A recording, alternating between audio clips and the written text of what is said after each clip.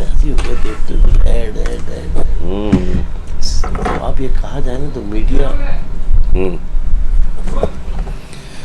नमस्कार, मैं हूं कमलेश। ग्रैंड हेडलाइंस में आपका स्वागत है। खास खबरों पर चर्चा के लिए आज हमारे साथ मौजूद हैं वरिष्ठ भाजपा नेता और समाज सेवी बृजकिशोर तिवारी जी। भैया स्वागत है आपका कार्यक्रम में।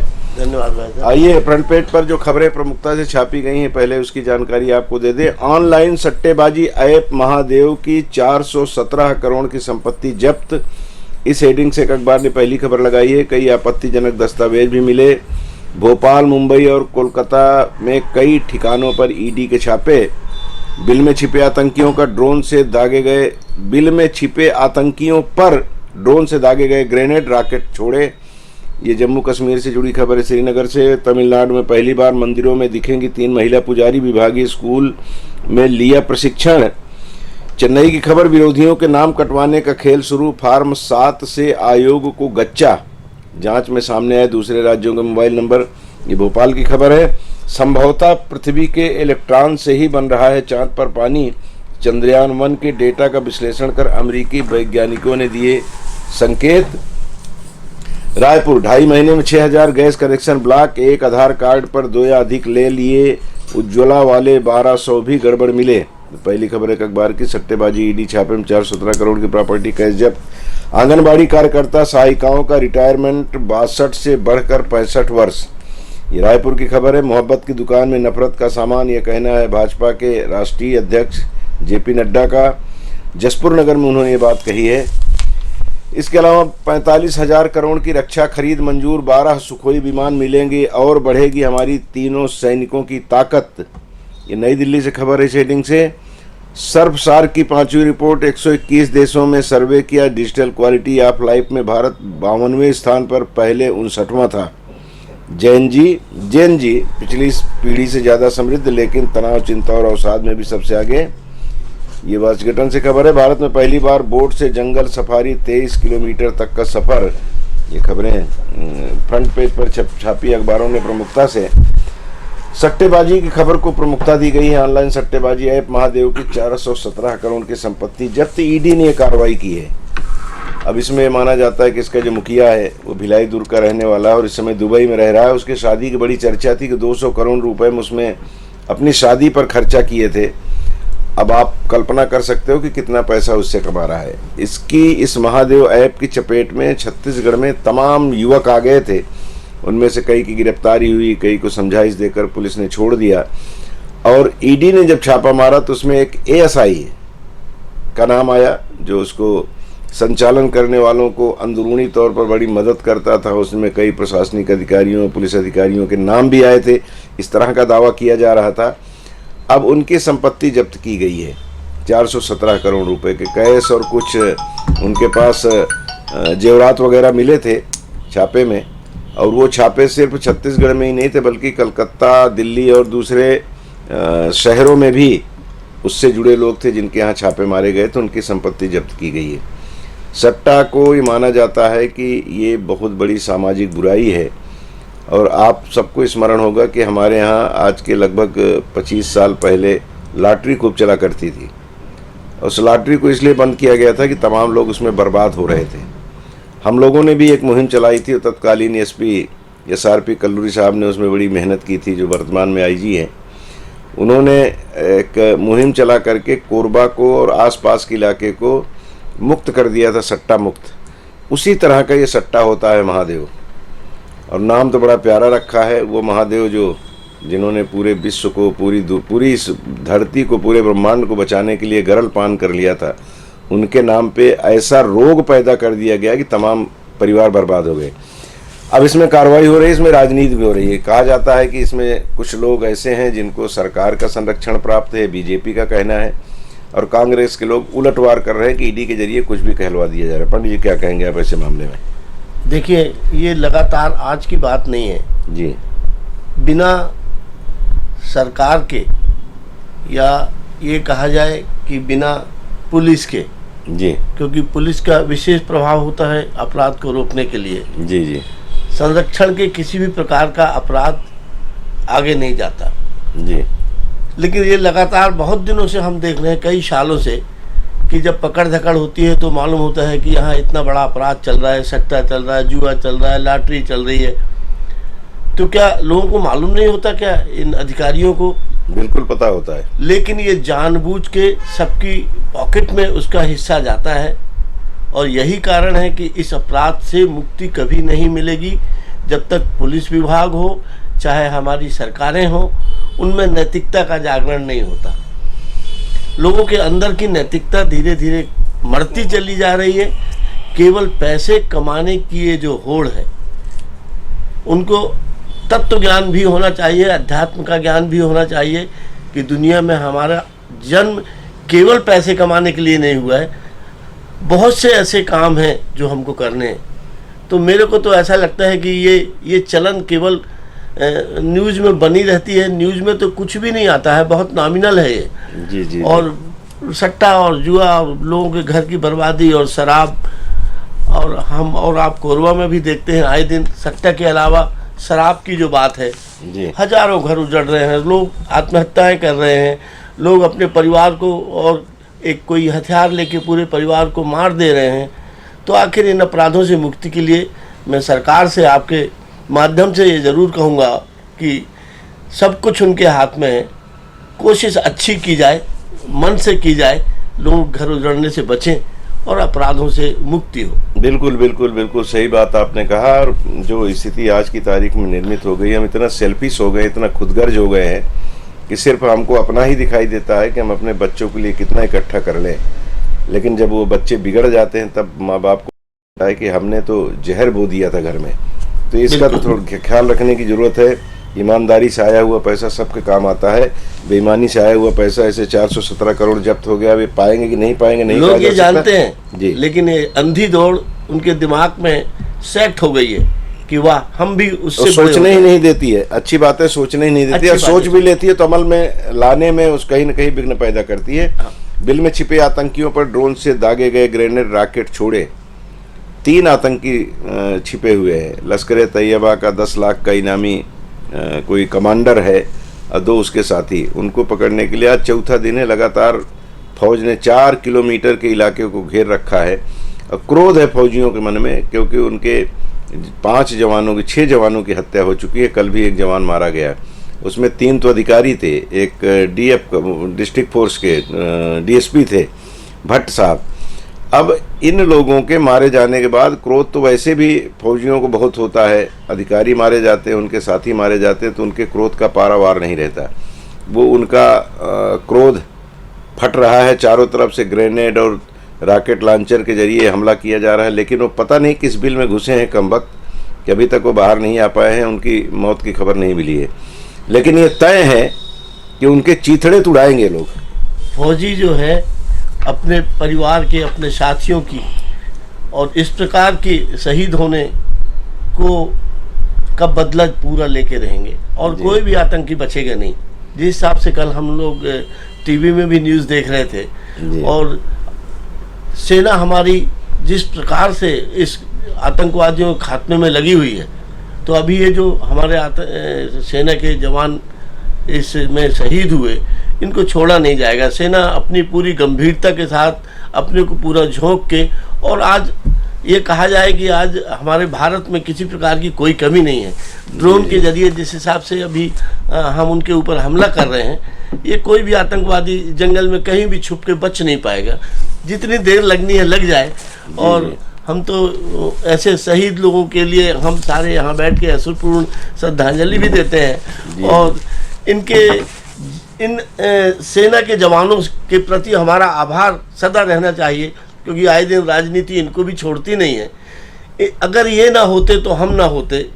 पूरा का पूरा देश अगर कहीं सुरक्षित है तो इनके शहीद होने पे सुरक्षित है और इनके कारण सुरक्षित है। हम सब लोगों को इनके साथ जाना चाहिए, इनकी भविष्य की अच्छी शुभकामनाएं करते हुए, और आतंकवादियों का सफाया हो, ऐसा होना चाहिए। लेकिन कल मैं न्यूज़ देख रहा था कि अंतर्राष्ट्रीय संगठन भी और अभी तक पाकिस्तान को आतंकवादी देश घोषित करने में पीछे है, जबकि लगातार चीन वीटो कर देता है, इसलिए नहीं तो अभी तक तो हो गया होता। आतंकवाद चाहे अमेरिका में हो, चाहे चीन में हो, इन आतंकवादियों ने किसी देश को नहीं बख्शा है और इसी प्रकार के ये कुकृत्य करने में माहिर हैं और इसके पीछे हम सबको मालूम है कि पाकिस्तान का बहुत बड़ा हाथ है। जी तो जी पाकिस्तान को आतंकवादी देश घोषित करने का प्रयास करना चाहिए सब लोगों को मिलके। जी जी करना चाहिए। भी G20 में भी उस तरह की इनडायरेक्ट बातें हुई हैं और उसके बाद उस G20 के बाद तो भारत के प्रधानमंत्री को वैश्विक स्तर पर, वो तो पहले से भी एक नंबर पे थे, अभी भी एक नंबर में है आज खैर जी जी मोदी और योगी जैसे और भी, हम तो कहते हैं कांग्रेस के लोगों को भी बोलते हैं कि इस प्रकार की नैतिकता को धारण करें। जी जी सब पार्टियों में इस प्रकार के लोग आए। हमारी व्यवस्था राष्ट्र प्रेम होनी चाहिए। जी बिल्कुल। और इन फौजियों के जिनका निधन हुआ है, जिनका स्वर्गवास हुआ है या जो शहीद हुए हैं, कल उनका दृश्य दिख रहा था ना अखबारों में, आज है कि एक ऑफिसर के बेटे ने फौज की वर्दी पहन करके मुखाग्नि दी, छोटा बच्चा था। तो ये जो दृश्य है, ये दृश्य हमारे हृदय को द्रवित करता है और क्रोध पैदा करता है मन में, और क्रोध हमारे हुक्मरानों के भी मन में है।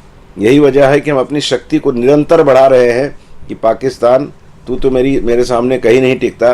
चीन जिसके सामने अभी भारत थोड़ा सा कमज़ोर पड़ता था, उसको भी मुंह तोड़ जवाब देने के लिए 45,000 करोड़ की रक्षा खरीद मंजूर की गई है, जिसमें 12 सुखोई विमान और भी बहुत सारे आयुध हमको मिलने वाले हैं।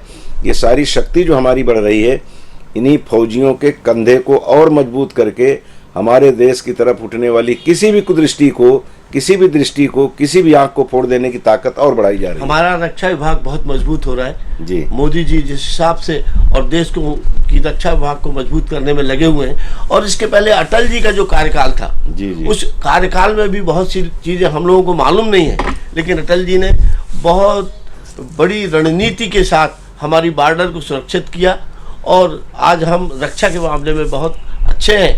आने वाला कल भारत हर चीज का मुंह तोड़ जवाब देने में सक्षम है। जी जी जी जी बिल्कुल बिल्कुल। ताकत हमारी बढ़ रही है और जितनी ताकत हमारी बढ़ेगी उतने ही पड़ोसियों के हमारे जो उनका दुस्साहस है, उनके जो हौसले हैं जरा परास्त होंगे और फिर वो भी अपने विकास के, अपने देश के विकास की बात करेंगे। चीन तो करता है, चीन तो विकास कर रहा है, लेकिन साथ में वो आसपास के देशों को, उनकी जमीन को हड़पने की जो उसकी कोशिश होती है, गलत नीतियों के कारण पाकिस्तान की स्थिति देखिए आप, देश के अंदर क्या स्थिति है। जी जी, भूखे मर रहे हैं लोग, लेकिन अभी भी आंखें दिखाते हैं। और लेकिन ठीक है, नंगे लोगों से तो ऐसे ही उम्मीद की जा सकती है, इससे ज्यादा क्या जी। एक और सकारात्मक खबर है और वो खबर कहीं ना कहीं हम सबको गौरवान्वित करती है। चंद्रयान 3 के रूप में अभी हमने जो उपलब्धि हासिल की, शिव शक्ति नाम दिया गया, जहाँ पे चंद्रयान ने लैंड किया और वो 10 दिन तक, 14 दिन में 10 दिन तक तो उसने जो अध्ययन किया है, उस अध्ययन का निष्कर्ष कुछ दिन बाद हमारे सामने आएगा। चंद्रयान 1 का निष्कर्ष आया है, ये पहले भी आया था, लेकिन अब उसमें जांच में ये पाया गया है कि संभवतः पृथ्वी के इलेक्ट्रॉन से ही बन रहा है चांद पर पानी। ये चंद्रयान 1 ने अध्ययन किया था और नासा ने भी डिक्लेयर किया था, इसरो ने तो किया ही था, नासा ने भी डिक्लेयर किया था कि चंद्रयान 1 ने ही जाना, उन्होंने ही हमको जानकारी हासिल कराई कि चंद्रमा पर जहाँ वो उतरा है, जहाँ अध्ययन किया था, वहाँ पे पानी है। अब उसका अब निरंतर ये प्रक्रिया चलती रहती है।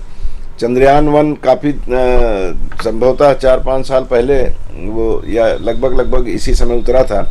उसके बाद 2 असफल हो गया था, 3 अभी गया जो सफल हुआ है। तो चंद्रयान 1 की रिपोर्ट अभी भी वो अध्ययन चल रहा है उस पर, तो उसी का अध्ययन है कि पृथ्वी के इलेक्ट्रॉन से ही बन रहा है चांद पर पानी।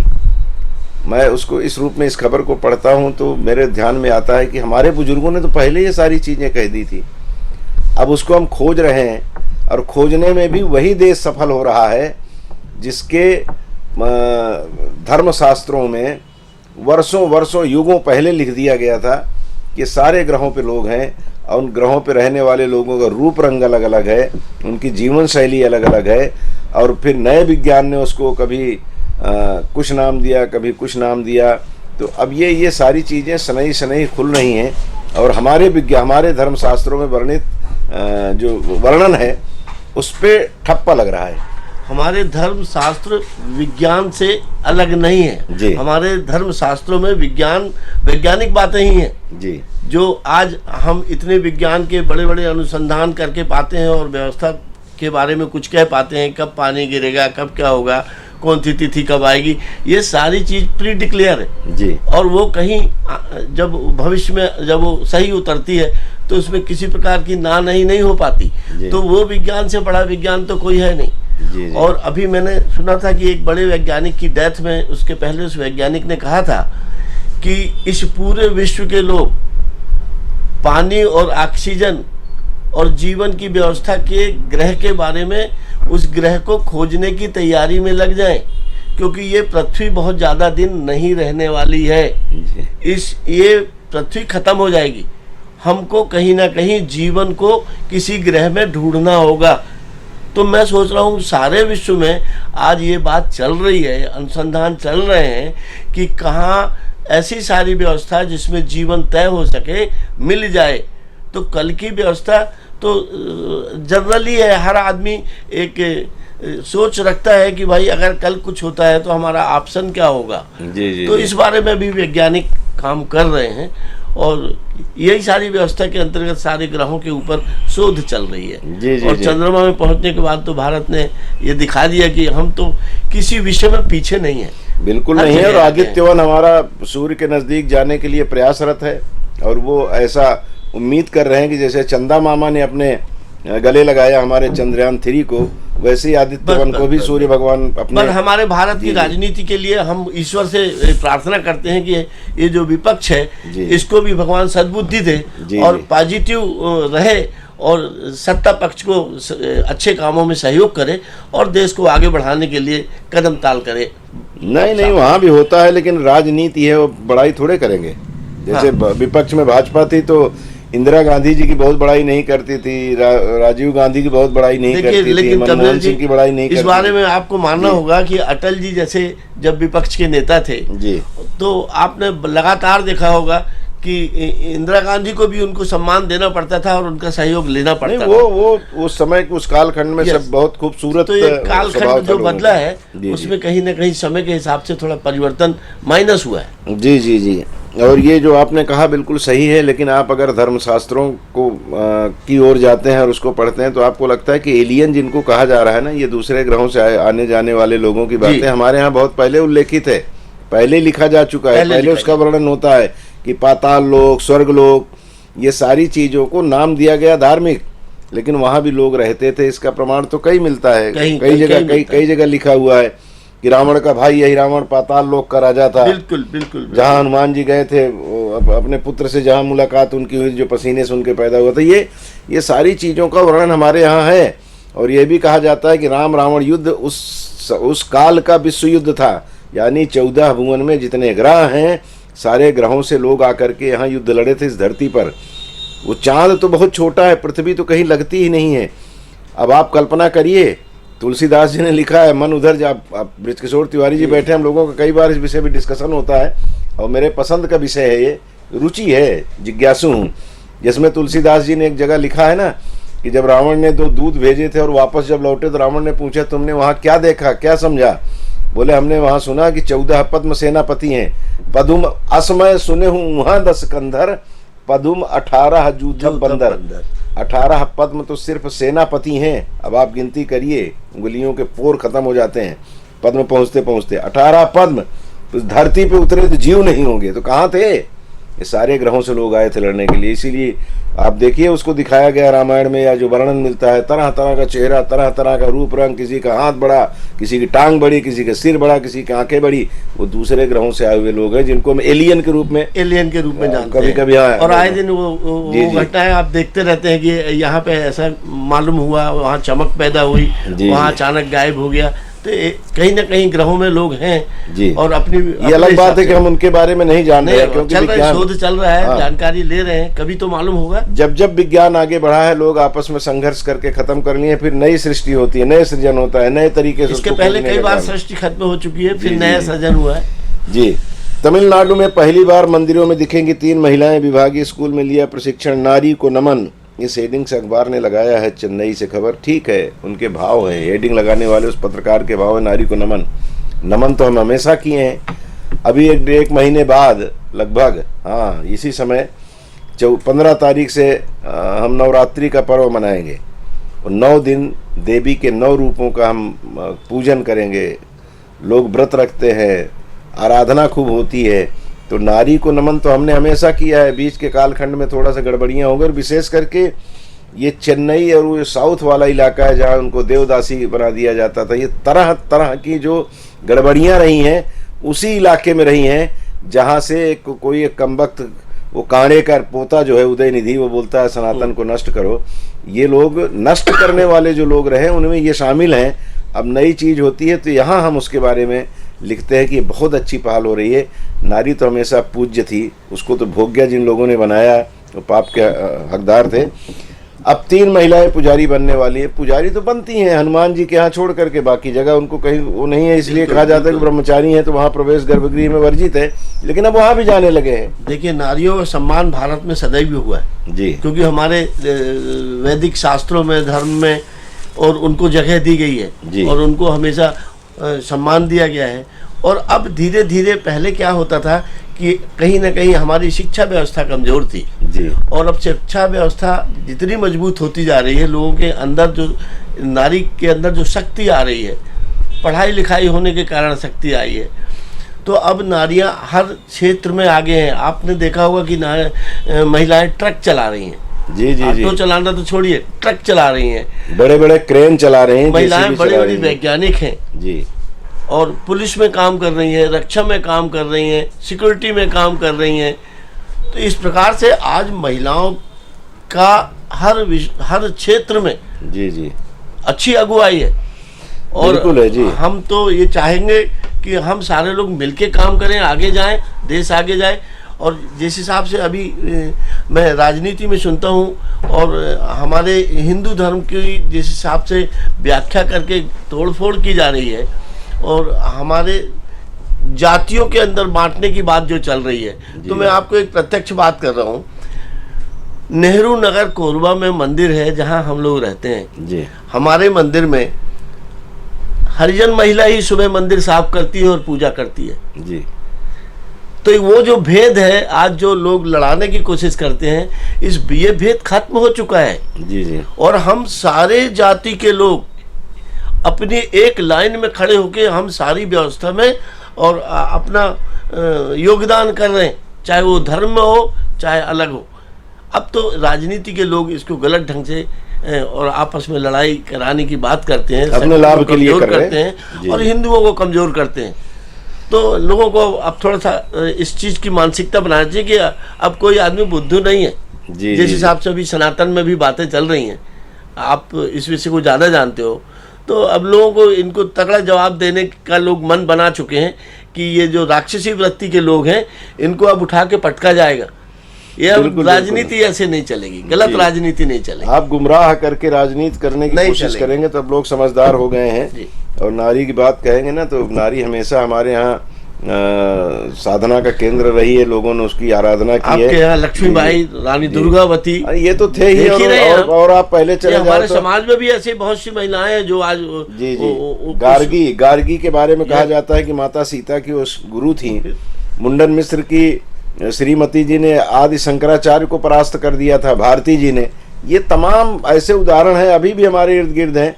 तो ये कालखंड आता है, महिलाएं इसलिए पीछे चली गई। बीच में कुछ म्लेच्छों का हमारे यहाँ शासन हो गया था, उनकी वजह से उनको पर्दे में रखा जाने लगा कि आपकी अस्मत बची रहे, बाद में देखा जाएगा, व्यवस्था बदलेगी।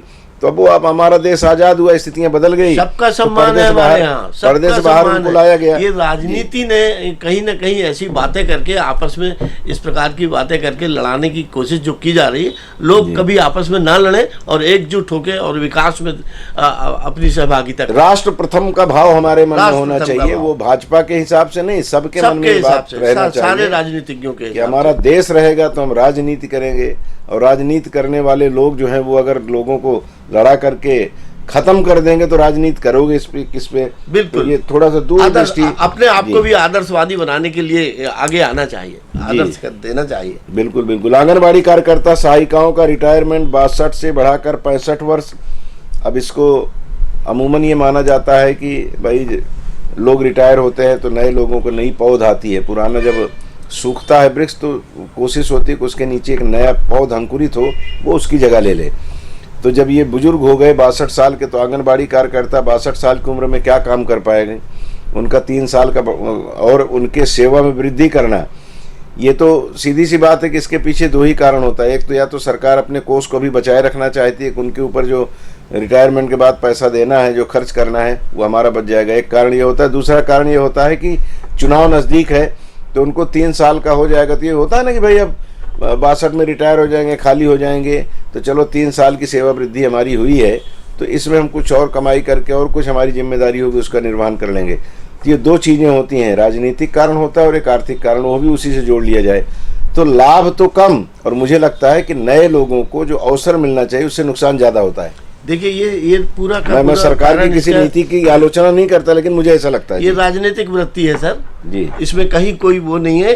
केवल अभी जो चुनाव आ रहे हैं उन चुनाव के आसपास कुछ ऐसी अट्रैक्शन वाली बातें की जाएं, अट्रैक्शन वाले काम किए जाएं कि वोट बैंक हमारे पक्ष में आ जाए, और ये देश की भलाई नहीं है। इसीलिए बोलते हैं ना कि विकास के लिए सोचिए आप कि आने वाले कल की जो जनरेशन है उनको मौका मिले, और 60-62 के बाद कोई भी व्यक्ति के अंदर वो क्षमता नहीं रह जाती कि वो अच्छा रिजल्ट दे सके। जी जी तो ये सब सोच ठीक नहीं है, इससे देश का नुकसान होगा। जी, एक राजनीतिक खबर है। विरोधियों के नाम कटवाने का खेल शुरू, फार्म 7 से आयोग को गच्चा, जांच में सामने आए दूसरे राज्यों के मोबाइल नंबर है। मध्य प्रदेश की खबर है, भोपाल से। यहाँ अपने विरोधियों का नाम मतदाता सूची से कटवाने के लिए आवेदन दे दिया गया, और बहुत सारे आवेदन ऐसे आए होंगे, और उसमें मोबाइल नंबर जो डाला गया, जब उसकी जांच हुई तो पता लगा अन्य अन्य राज्यों के हैं वो नंबर। यानी अपने प्रत्याशी को अपने विरोधी को सामने से खड़े होकर के या अच्छा काम करके परास्त करने की बजाय ये तरीके अपनाना मुझे लगता है लोकतंत्र के लिए उचित नहीं है। बस अब यही हो रहा है जी। अब किसी भी तरीके से हम चुनाव में जीत हासिल कर लें, उसके लिए बोले ना कि नैतिकता खत्म हो गई है। सबसे बड़ा कारण है कि नैतिकता खत्म है। हम चुनाव जीत जाएं, हम पद में आ जाएं, हम लूट खसोट कर लें, हम भ्रष्टाचार कर लें, हम शहर के सबसे बड़े आदमी बन जाएं, ये जो बात है ये अच्छी नहीं है। लेकिन इन लोगों को भी कभी भविष्य में ज्ञान आएगा, जब कहीं कोई ईश्वर अच्छा लंबा गच्चा देता है ना, तो इनको समझ में आता है। जब खटिया में पड़े होते हैं तो उनको विचार आते हैं कि मैंने कहाँ कहाँ गलतियाँ की हैं, किसका शोषण किया है, किसको धोखा दिया है, कौन सी बेईमानी की है, भगवान ने जो हमको अच्छाई दी थी उसका दुरुपयोग हमने कैसे किया है, बाहुबली कैसे बने हैं। अब ये तो एक कहते हैं ना कि उत्तर प्रदेश के योगी ने बहुत सी चीज़ें वक्त के हिसाब से ये बताई भी, तो ये कहीं ना कहीं योगी जी तो माध्यम थे, लेकिन वहाँ जो ऊपर सरकार बैठी हुई है भगवान की, उनने ऐसे नेता को वहाँ पे और मुख्यमंत्री बनाया कि जितने अत्याचारी, अहंकारी, आतंकवादी जैसे लोग थे, चाहे वो किसी भी जाति के रहे हों, लोग जरूर वहाँ किसी एक जाति को लेके बात करते हैं, ऐसा नहीं है। वहाँ जितने भी बाहुबली बनते थे, जिनने भी लोगों को तकलीफ दी, जिनने भी दूसरे लोगों का हिस्सा हड़पा, उनकी रीढ़ की हड्डी तोड़ दी गई। और भगवान से भी डरो भाइयों, वो रीढ़ की हड्डी तोड़ने में सक्षम है। जी जी जी। दौड़ो, कितना दौड़ते हो, तुम्हारी दौड़ कहीं ना कहीं वहीं गिर के मर जाने की हो जाएगी। इसलिए देश के लिए जियो, विकास के लिए जियो, लोगों के लिए जियो। और पॉलिटिक्स में काम करने वाले लोग तो अपने आप को संत बताएं कि हम संत हो सकते हैं, हम पॉलिटिक्स में एक संत के रूप में काम करके और देश सेवा कर सकते हैं। लेकिन वाह भाई, समेटने लूटने का काम छोड़ो, काल परिस्थितियां अच्छा काम करो। काल परिस्थितियां बदलती है तो इस तरह के दृश्य दिखाई देते हैं, फिर मन वही पीछे ले जाता है कि राम रावण का युद्ध हुआ, रावण मारे गए, तो राम ने अपने भाई से कहा था कि जाइए इनसे कुछ ज्ञान लेके आइए, और धर्म युद्ध होता था। बहुत सारे इसके उदाहरण हैं, और ये भी देखा जाता है कि इस तरह की हरकत करने वाले जो राजनेता हैं कि अपने विरोधियों का नाम कटवा दो, वोट देने लायक न बचे या वो नर्वस हो जाए, ये सब गलत बात है। हम पढ़ते हैं इतिहास में कि अकबर को जब ये जानकारी दी गई कि महाराणा प्रताप जी अब नहीं रहे, तो वो भोजन करने बैठे थे, थाली उनके हाथ से छूट गई थी। उनको लगा कि एक दमदार प्रतिद्वंदी हमारा हमसे दूर हो गया, मतलब मैं किससे, ऐसे दमदार व्यक्ति से लड़ने से मैं वंचित हो गया। ये वीरता का सम्मान है। अकबर के बारे में जो भी वो एक अलग चीज़ है, लेकिन ये इतिहास में वर्णन इसका मिलता है। अब इसका कोई प्रमाण तो नहीं कि सही है कि गलत, लेकिन ऐसा वर्णन है। तो हम लोगों को किसी से लड़ना है तो फिर लड़िए आप, ऐसे आदमी मार करके लड़ने से क्या मतलब। इस भाव को भी रख के जीना सीखें जी, तो आनंद है। जी जी, बेईमानी करके काम, अगर कुछ आपको सत्ता मिल भी गई तो किस काम की होगी। चलिए कोरबा खबरों की जानकारी दे दें आपको। रजगामार में उतरेगी लगातार माइनर मशीन, 8 साल में निकल जाएगा कोयला।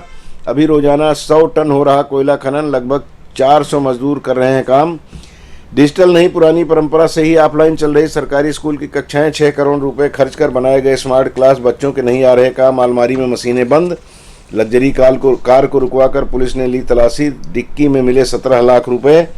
विश्वकर्मा जयंती कल, औद्योगिक जिले में धूमधाम से पूजे जाएंगे शिल्पदेव। बीएमएस ने 2 घंटे प्रदर्शन कर संडे ड्यूटी में कटौती का जताया विरोध। कोरबा की खबर है। रेलवे फाटक की सड़क पर गड्ढे ही गड्ढे, राहगीरों को खाने पड़ते हैं हिचकोले। नहीं आई शिवनाथ रैक, इसके समय पर लिंक एक्सप्रेस को किया गया रवाना। 64 कोयला कर्मचारियों ने कराया म्यूचुअल ट्रांसफर। 10 दिन में बाई तट नहर का 90% काम। 1,38,000 हेक्टेयर में सिंचाई बंद, नहर से पानी का इंतजार। और नौकरी के पुराने प्रकरण दूसरी बार भेजा गया मुख्यालय। ये सीसीएल की खबर है।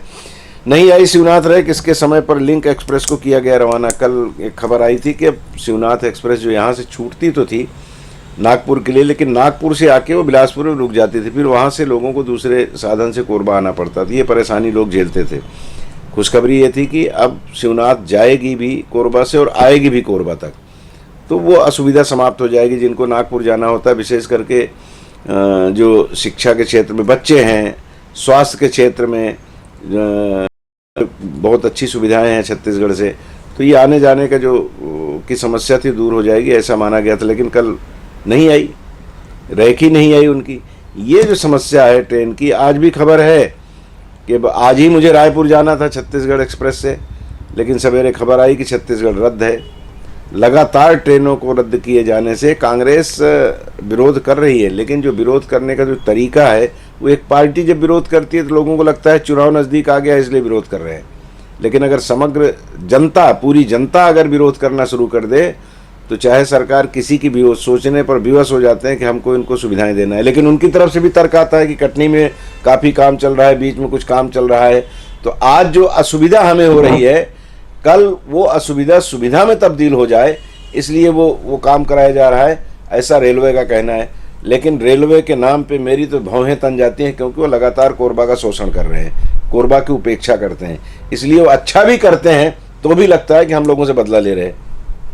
देखिए भैया, ये इस विषय में हम बहुत दिन से रेलवे में, हमारे समाज के लोग भी कुछ ऐसे लोग हैं जो लगातार काम कर रहे हैं। जी जी। लेकिन कहीं ना कहीं कमी ये है कि राजनीति के लोग, मैं थोड़ी राजनीति से हट के बात करना चाहता हूँ। हम कोरबा एक छोटा भारत है जहाँ चारों तरफ से लोग आए हुए हैं, और शायद यही एक विसंगति है जिसके कारण ताकत उग्र नहीं हो पाती। जी, ये बात सच है कि शक्ति की ही पूजा होती है।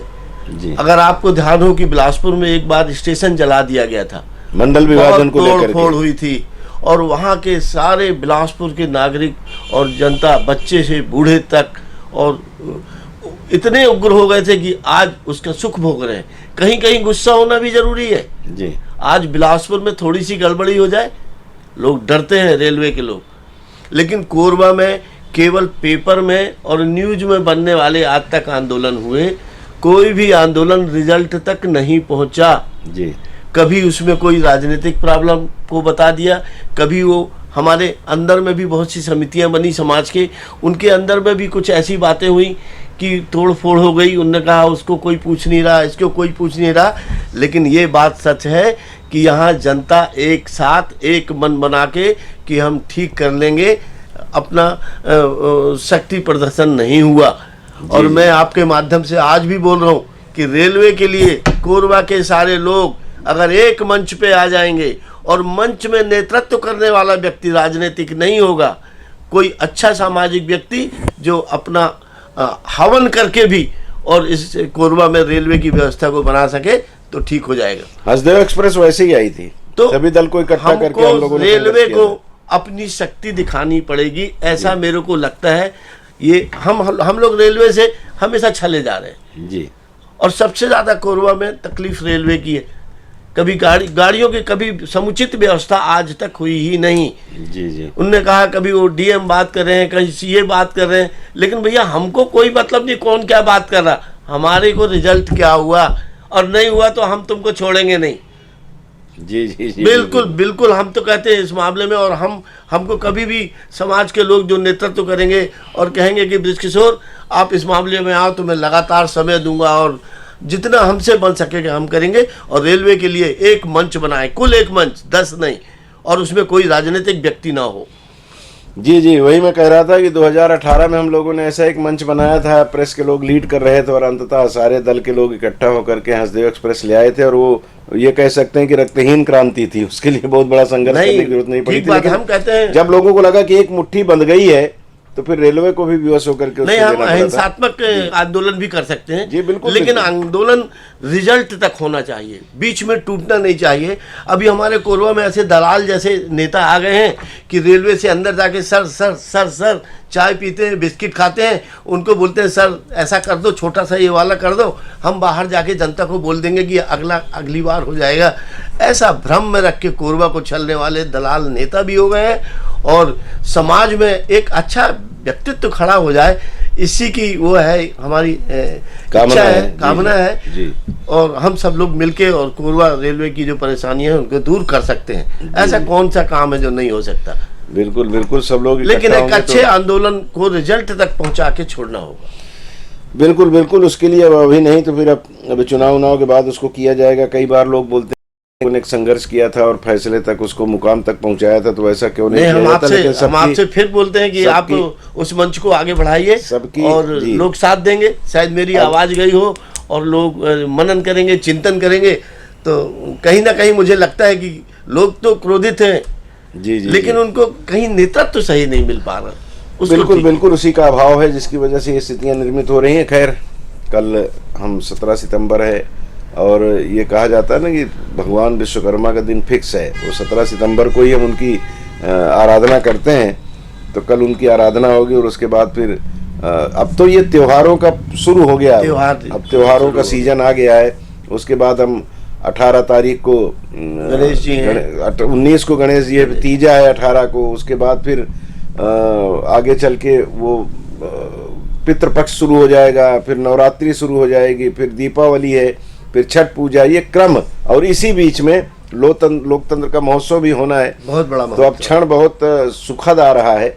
आप सबों को इस सुखद क्षण की बधाई। और एक बात और मैं चलते चलते आप लोगों से आग्रह कर लूँ कि कल प्रशासन ने एक बैठक बुलाई थी शांति समिति की, वहाँ पे गणेश पूजा को लेकर के चर्चा हुई। अभी ईद मिलादुन्नबी आनी है, मोहम्मद साहब का जन्मदिन मनाया जाएगा, उसको लेकर के काफ़ी देर तक चर्चा हुई। और सुन्नी मुस्लिम जमात 2 खित्ते में बट गया, 2 हिस्से में बट गया है, उसको लेकर के भी एसपी और तमाम जो अधिकारी थे उन लोगों ने चर्चा की और कोशिश की गई कि ये मामला जैसे भी हो शांत हो जाए और प्रेम से इसको किया जाए, क्योंकि वो एक धर्म विशेष का मामला है, तो उसमें बड़ी गंभीरता दिखाने की ज़रूरत। और हम लोगों ने सबसे करबद्ध निवेदन किया, आज भी कर रहा हूँ, कि ये शहर हमारा है, प्रदेश हमारा है, देश हमारा है, ये पूरी वसुधा हमारी है। इस भाव से हम सब जीते हैं तो कोरबा तो बहुत छोटा हो जाता है। पूरा विश्व बंधुत्व की बात करने वाले हम लोग, और कोरबा की बात अगर करें तो लगता है ना कि वो राई के बराबर है कोरबा विश्व में। तो यहाँ पे बैठे हुए हम लोगों की जिम्मेदारी बनती है, किसी भी जात धर्म के हों, कि यहाँ की जो एक परंपरा है शांति से एक दूसरे के साथ जीवन निर्वाहित करने की, एक दूसरे के धर्म का आदर करने की, उसका परिपालन किया जाए।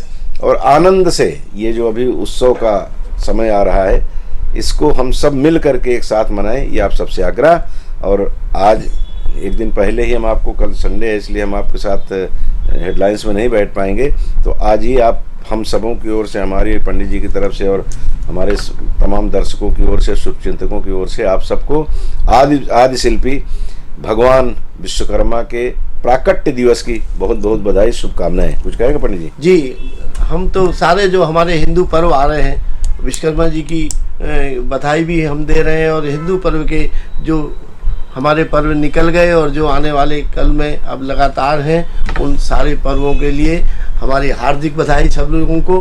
और जैसा कि कमलेश भैया ने कहा कि सब लोग हम हिल मिल के और त्योहारों को मनाएं, खुश हों, आनंदित हों, मन में और राष्ट्र प्रेम की भावना को जागृत करें।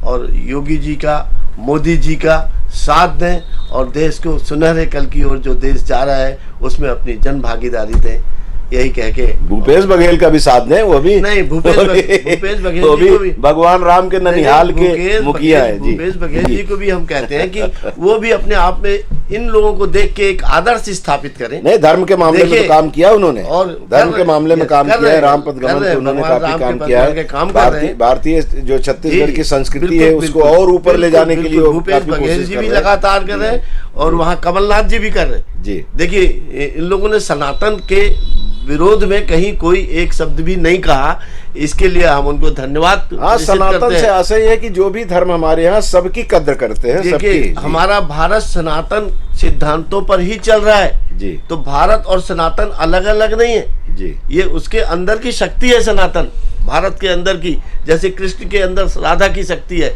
तो इस प्रकार की गलत बात करने वालों को तो भगवान सजा देगा ही, लेकिन हम उस राजनीतिक चक्कर में ना पड़ के भूपेश बघेल जी और कमलनाथ जी जैसे और बने और उनकी भी पूजा करें और अपनी राजनीति करें।